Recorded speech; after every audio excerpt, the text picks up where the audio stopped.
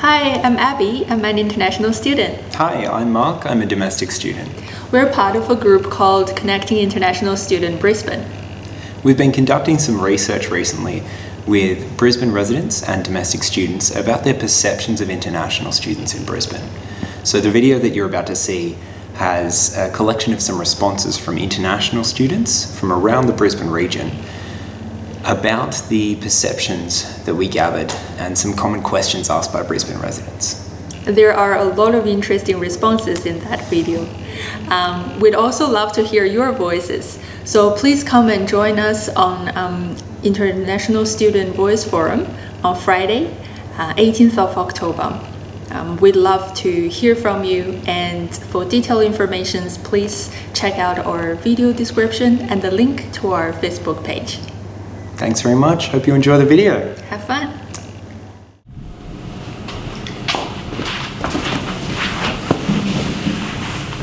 Hello. Hi. Yeah, so are you guys ready for questions? Not ready, but we try. Let's do it. All right. Read it out. Do you use your real name or English name? I use my English name a lot in the past for your convenience, but I think right now I would prefer use my real name, Yufen-san. I would like to people know my real name. I think it's that's the only thing I ask you to remember. Try it. To me, it's a challenge, yeah, because my name is Alejandra, so it's not a common name and it's also a long name. So the most of the people is calling me like Alejandro because the song, but in Spanish, the name that finished with O, it's for a male. Yeah, I use fake name. My real name is G1. Yeah. How about you? Well, my name is Alexandra, but since I came to Australia, people just keep shortening my name. Mm-hmm. So first it's Alexandra, now it's Alex, but I don't know, in the future it might be A. So my name is Bonito, but a lot of the Chinese students, they have difficulty saying my name. So yeah, they just call me B. Do you use your Real name. Veronica is not showing in my passport, and I have my English name. Because my name, other people, they don't understand what is Chen Jun means. They don't understand the meaning of that. So I better choose something is easier for other people to pronounce and to remember. My real name is my English name. So yeah. Yeah, so same for me. I mean, it appears in our ID. Yeah. So yeah. in our passport. And why did you choose to study here in Brisbane? Brisbane, how to say, is an international city and quite open sometimes, and you can learn more things here. It's actually a good question. I actually didn't know where I wanted to study, but I always knew as a teenager that I want to go out, want to go to abroad. The way we always have this thing in India, we have that going out to abroad is a big thing. It's a big transition, or something which is, or they have a better education. So that was the norm of me also.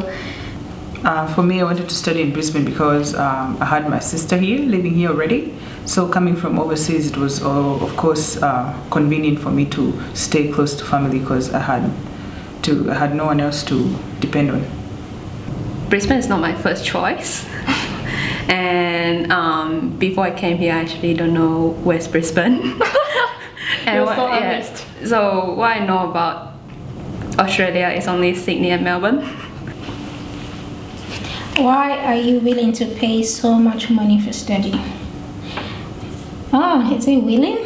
I'm not willing, but I did. But we did. We have to win. Yeah. This is a really good question. Why?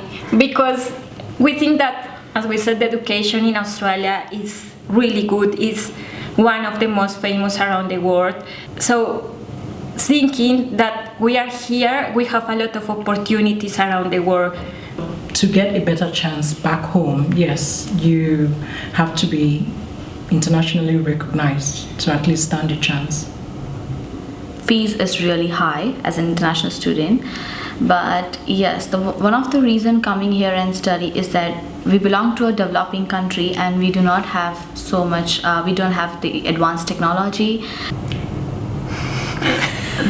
I think for at least what I know of the agencies that ask people to come to Australia, we have the idea that working here we would be able to pay for it.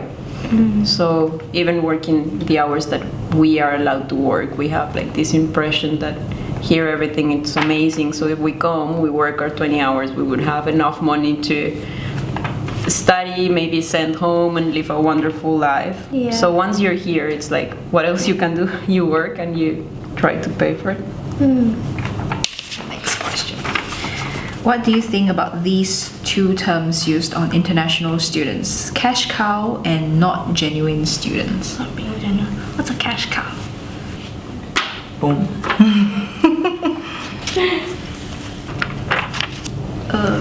For the cash cow, I think because our tuition fee is much more higher than domestic students, maybe it makes you think that people from international is very rich.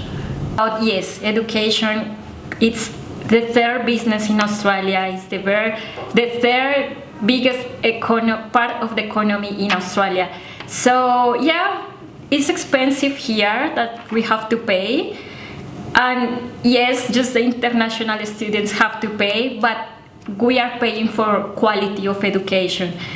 For me, the word cash cow is it hurts me and my feelings because I feel like we're actually cash cows because international students are making so much money for the Australian economy and yet we get actually nothing out of it. I still gotta pay for my medical. If anything happens, I have nothing to cover me. I have no backup. If anything happens to me, I gotta dig deeper into my pocket and cover and sort my issues out. If anything, my parents are my cash cow because they gotta dig deeper in their pockets to actually still pay my school fees if I can't afford it and still help me pay my bills. So I don't like that word at all. No, I don't feel offended. I prefer that they have that thinking about us that they are lazy or they are not contributing with the society. So I prefer this concept that rather than the international students are lazy. They are here doing nothing. I kind of agree and disagree at the same time. Like, it's a very stereotypical term in that sense where, so it feels like they portray themselves as like, well, rich people or people with a lot of spare cash to spend on, and yeah, like them not being genuine students can, I don't know, like some of them may really struggle with, say, English not being their first language, or they are really studying something new, and maybe they're just not very comfortable with the environment. And there are people who seem like that, but they are actually hardworking behind the scenes. So I don't know. Do you believe you are getting a good education from your institution? Oh, I definitely agree. It's definitely a different form of education from my country, because in my country it's more written based. A lot of, I'd say it's not practical enough. It's more like learning things but not being able to apply it right away. So I feel like studying at QUT is more practical based, and which is more relatable in a real life scenario. Well, I think that again, back home we have the impression that education in English is so much better, you know, like education in the UK or in Australia or in the United States. And what I'm noticing is that the education we got in I got in my country is amazing. So like let's say this class, design class, maybe there's only like one day that they actually teach you a bit of the basics, and other than that, like you gotta learn for yourself, like how to use like the software and all that. So I think actually a lot of stuff you can learn by yourself. But then again, like what's the point of paying so much to a university that like you sort of like hope that they'll teach you more in depth while and guiding you a bit more, whereas like they just show you some bunch of videos and go learn yourself. I think the purpose of uni is mostly to they teach you stuff, but I think one of the most important thing is you learn how to learn. Not all the answers will be given to you, especially in life. So I think uni is one of those times where you really learn more about just learning in general, figuring out things by yourself, finding solutions to problems that hasn't ever existed in your life before. So yeah, I think QUT did a good job in that terms. Why do you only hang out with people from the same background? I'm not often hang out with my same friends, although we hang out as well, but I still have some international students friends, like Korean friends, Indian friends, and even some local friends. We hang out together as well. I think this culture it depends, because when international students first time they study abroad, and they might feel like pretty lonely, and they can't really involve to other locals. So if you have the same background, you can speak the same language. It might probably help you to get into it, and also you have the same same thinking. Same thinking. Yeah. I don't think I hang out with only people from my background, though as much as possible I do, because at least it helps you understand the system, especially when you come here for the first time. You want to be around people from your background, and to understand how things work out in a new place, if I may say that. Yeah. I really enjoyed communicating with people from other countries. Not true. Yeah, it's not true, I guess. I think it's not true. I don't like hanging out with all Indonesians when I come from Indonesia. I mean, what's the point? I want to meet other people as well. I feel like it's more comfortable being with someone who understands me. And I would like to ask the same question to domestic students as well. Why do you only hang out with people from same background? How do you really feel about domestic students? Maybe this is a question that at the moment I'm not able to answer because I don't have classmates, domestic classmates. I have classmates from India, from Asia, from Nepal, from Latin America, from everywhere. But not domestic. So the only domestic that I've been in contact is on the street, or because I'm working as a barista, so all the customers that we have are from Australia, but I don't have this experience, and it's something that I really would like to have in my uni. Yeah, I think some of them are quite they are nice and friendly, and I think I can't really say how I feel about them. Yeah, I think maybe what I feel about them, they're probably having the same feeling as me. For example, if I feel that they're weird, what they're doing is different from me, but then maybe they will think that I'm weird because I'm doing something that's different from them. Maybe I don't understand them and they don't understand me as well. So maybe only when we understand each other, then maybe we can be a really good friend. So yeah. Some domestic students actually are really very rude, to be honest. And I think it goes back to the fact that I feel there's a misunderstanding. It might be my assumptions anyway, that they feel maybe we are coming here to take their place.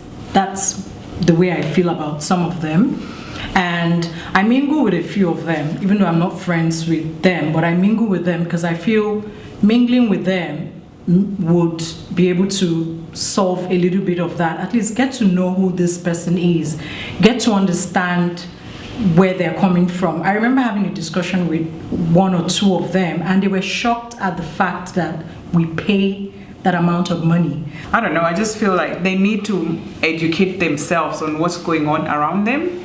And also the fact that they have such a good opportunity with a country like Australia, but some of them take things for granted, I think. And yeah.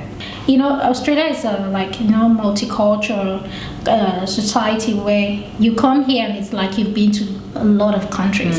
So I find this like a lot of domestic students don't take advantage of this, and then in class you see them being secluded, like they sit on one part, like they want to sit with their own, which in itself it's not wise.